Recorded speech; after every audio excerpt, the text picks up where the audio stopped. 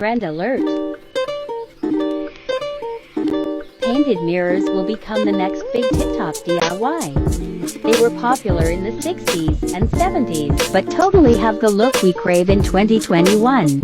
Happy thrifting and painting. Do you want to build a cloud lamp? Come on, let's go and try. Just hot glue paper lanterns into a cloud shape and then shove LEDs inside. Then polyfill is glued on, and now you're done. Just hang it in the sky.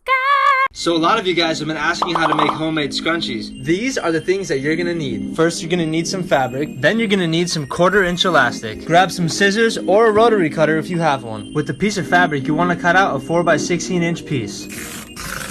So with the good side facing up, you're gonna fold it in half so that it's inside out. With the open end here, we're gonna run a straight stitch to close it up. Now you're gonna wanna flip this inside out. Then you're gonna cut 7 inches of elastic. Then you're gonna take a safety pin, pin it through the end of the elastic, close it up so we can string it through. Now that the elastic is through the tube, we're gonna stitch the two ends together. Now that the elastic is stitched, it's time to close the tube. Lastly, we're gonna sew in a circle until the tube is closed. And just like that, you have a homemade scrunchie. Like you should. You ladies pop, you ladies pop, you ladies pop your like pop your pop, you ladies pop, ladies still pop, you ladies pop like you should. Right, don't drink that. No, it's a candle. Now drink it. Right then, get yourself some modeling wax, guys, and give it a little twist in the middle. Roll it down with your hands, and then curl it up. Oh, and it looks like one of them lollies. Only it's a candle, so don't lick it. Burn it instead. Right, get an owl, right, and wrap some foil on his face. Not too tight, because he don't like it. Rub it down with a toothbrush, and now you've got foil owls. Tip the blue on it, let it dry, and you've got lovely owl candles. It's amazing how easy things are, innit? When other people are doing them.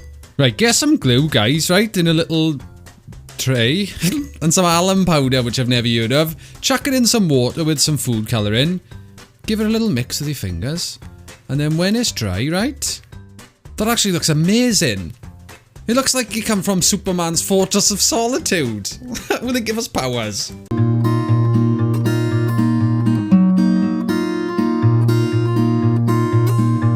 Mama took me to the candy shop, the one off the corner on Mission and High.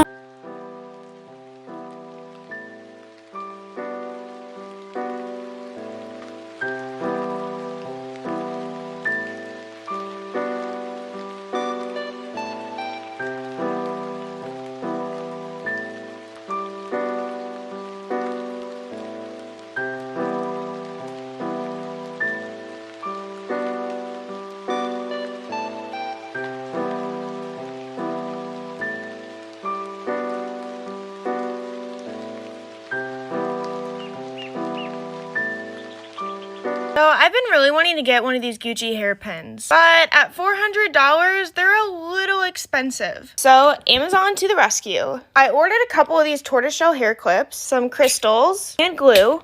Printed out the image and got to work. I started working from the middle and slowly made my way to the outside after making a huge mess and spending about an hour on the whole shebang. Here's the final look. I mean, I think it's super cute. Hey, y'all, so I saw this girl on TikTok make this DIY ring light from Dollar Tree, so I wanted to try it. So I went to Dollar Tree and got everything I needed. I needed AAA batteries, a paper towel holder, LED lights, and that little foam green thingy. So I unpackaged everything and I started to get to it. So I put in the batteries first, and then I turned on the light, and it was real bright. I already knew that because I made a vanity mirror from Dollar Tree before. Watch that video. I put in the thing. You don't need hot glue gun because yeah, you don't really need it. But I ended up putting it on, and then I put on the lights, and then I turned on the lights. It looks like an alien wand, like something an alien would use. But it was really, really bright, like bright as a diamond, like for real. I want some Rihanna stuff, like.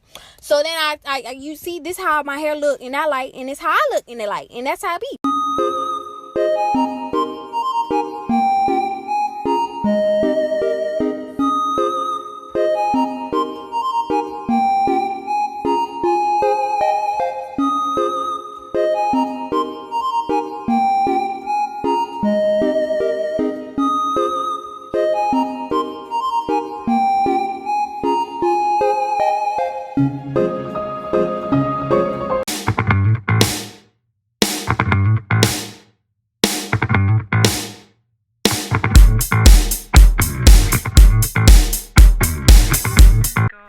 everyone, I'm Jay from J Money DIY, and I'm going to show you how I take some Dollar Tree items and turn them into something super practical.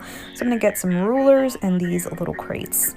So now that I have 2 crates, I'm going to bind them together using wood glue, which I did find at Dollar Tree, but you can use whatever wood glue, and then I'm going to clamp them together till they dry. So once they're dry, I'm going to take the clamps off and I'm going to create a little shelf using my ruler. Just go ahead and remove those strips. Now you're going to make your mark, you're going to cut it down, and don't throw out the rest of the ruler, we will be using this, and attach using the wood glue. Now you're going to flip this over, and with that little piece right there, just so that this slants, you're going to take the back of a picture frame. This picture frame is from Dollar Tree. I hot glued it to the back, then I hot glued the rest of my little ruler to that so that this can stand. Now check this out. Be sure to follow me here or on YouTube for more Dollar Tree.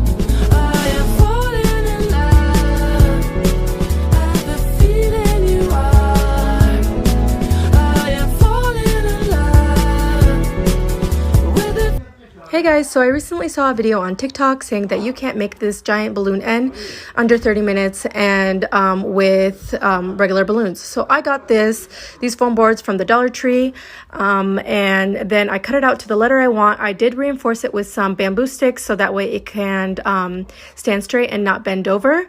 And then I've ordered some balloons from Amazon. I have these linked on my Instagram. I just blew them up and then I put them strategically inside the end, gluing them everywhere. I did have leftover balloons, so I made this huge garland also to match in my backyard. And then I also added really pretty flowers in the middle to make the end even more beautiful. Follow me on Instagram for step by step.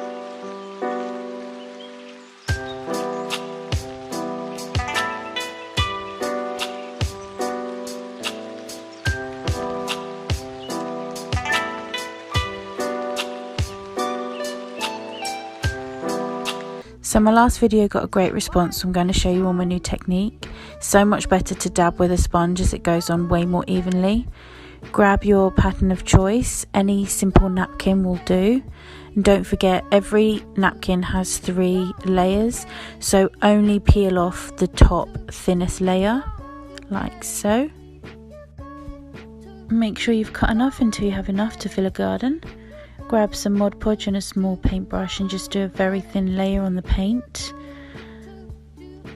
Press down the napkin very gently, smoothing out any of the air bubbles. You don't want to drench the napkin.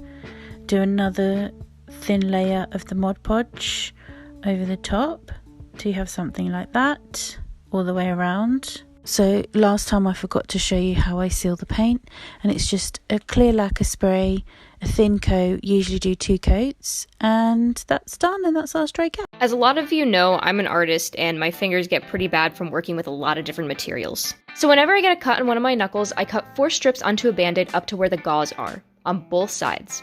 Take off the protective paper, put the gauze over my knuckle, and then interlock the cut pieces. I start off with the top 2, move down to the bottom 2, cross them over each other the opposite of what I crossed the other ones, and then move on to the bottom and do the same. Starting off with the bottom 2, make an X, and then make an X above it. Now this is great because I can still move my knuckle along with also continue to work on what I need to work on.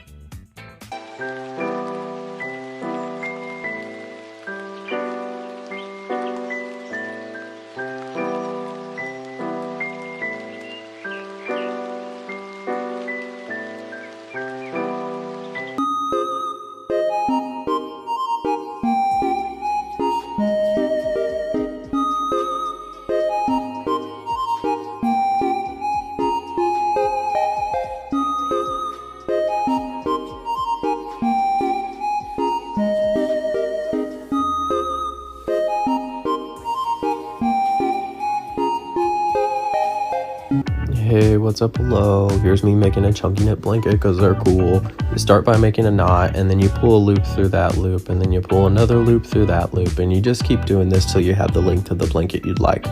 I made mine obnoxiously large, so it's like 40 loops long. When you get to the end, just pull a second loop through the end to start your next row, and then keep pulling loops up through the top of that braid Again, when you get to the other end, bring a second loop through to start your next row, and then you just keep going back and forth, pulling loops through the loops you already made. I've said loops a lot. When you need new yarn, you just tie it on, cut off the excess, and it weaves right into the blanket. Here's me tired, here's me petting my dog, and here's the finished product. It's super soft, it looks really nice, and it's also kind of heavy, so it feels like a weighted blanket. Listen, I am absolutely stunned that no one has thought to do this before me! Like, it's such a simple concept. The construction was so easy, even for someone that's not that great at sewing. I've been seeing fan art of this project floating around the internet for months now, but no actual attempt at making one. So I committed. And it took me no time at all. Maybe a couple weeks. The supplies were pretty cheap too.